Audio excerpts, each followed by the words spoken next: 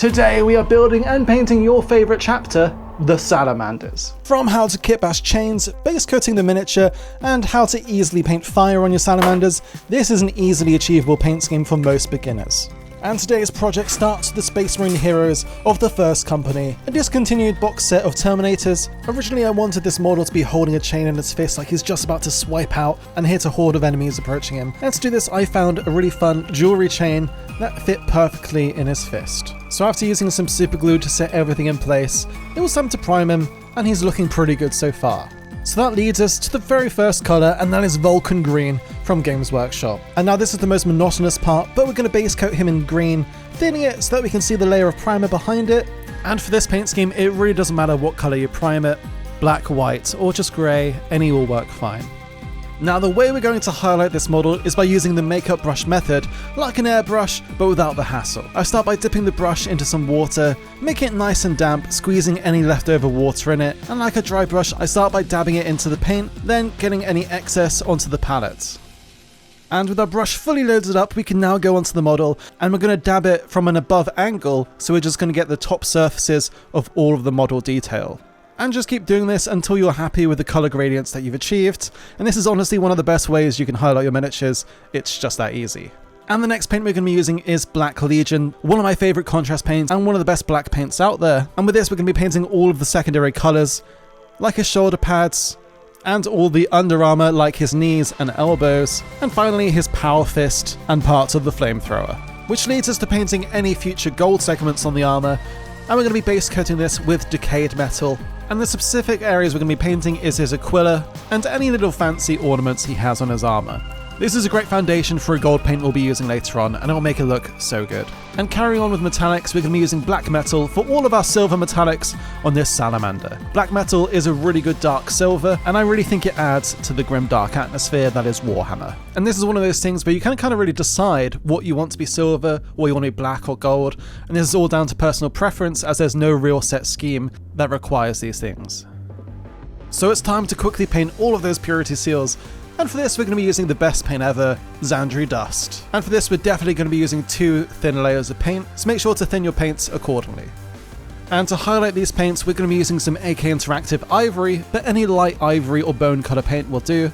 We can either add this to the existing paint, or if we want a really stark highlight, just use this paint by itself, but I also chose the time to paint some of the skulls on the armour as well. And then finally, to finish our purity seals off, we're going to be using some matte red by AK Interactive, one of my favourite reds ever made. So to add some shade to this, we're going to be using Agrak's Earth Shade. One thing I do recommend is shaking this bottle so much. If you don't shake it enough, sometimes it can have a glossy after effect, which is not what we're going for this time. But I chose this to put over all of the purity seals and a lot of the metallic silver. Then I base coated his face in the Black Legion paint we used previously.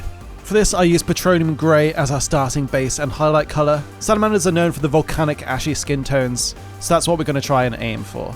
And the way I like to highlight faces quickly is basically just painting the forehead and his eyebrows, and then we'll add this nice stark contrast with the black in the background. The next thing I did is add some of the ivory mix we had before into the grey to make it slightly brighter, and what we want to do is add smaller and smaller lines onto his skin. This will add these wrinkles. I also gave his eyes a dot of white, as we'll paint them red later. Which we can now move on to my favourite part of painting any salamander, and that is painting the flame decals. For this we're going to be starting with Burnt Red by AK Interactive.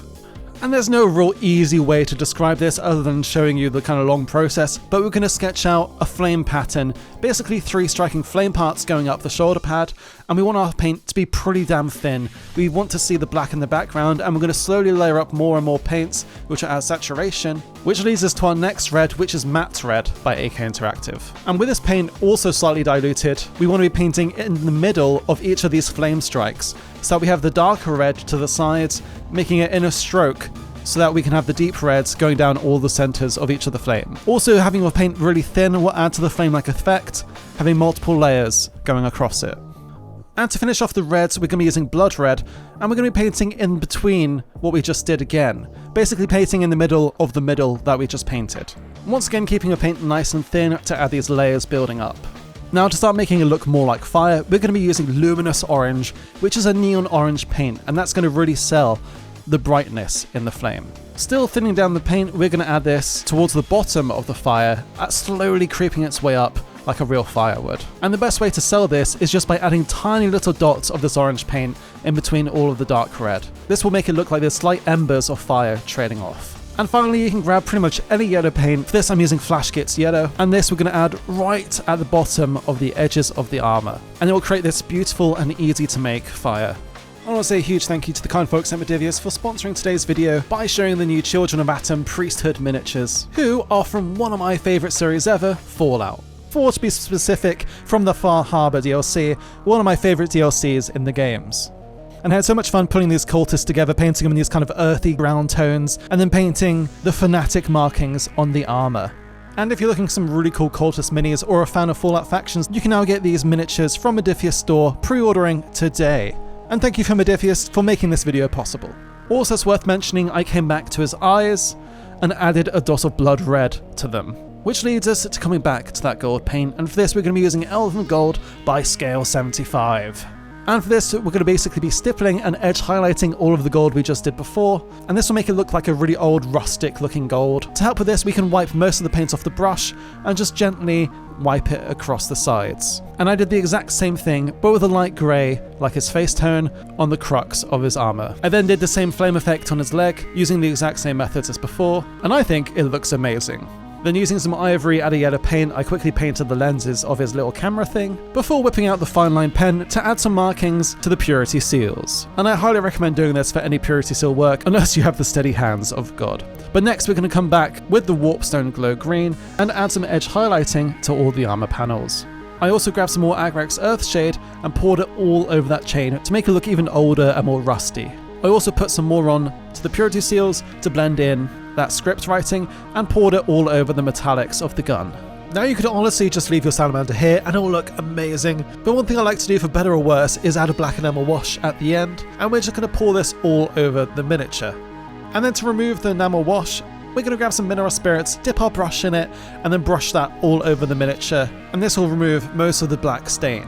I will say this is a completely optional part of painting the mini, and if it's a bit too dark or you left too much of the wash on, we can come back with some green highlights to make it pop a little bit more. You may like it before or you may like it after, but that's totally up to you. And here we have our Salamander. I hope you enjoyed today's paint scheme. Let me know in the comments what miniature you'd like to see painted in the next episode. I'm Maurice, and I'll see you in the next one.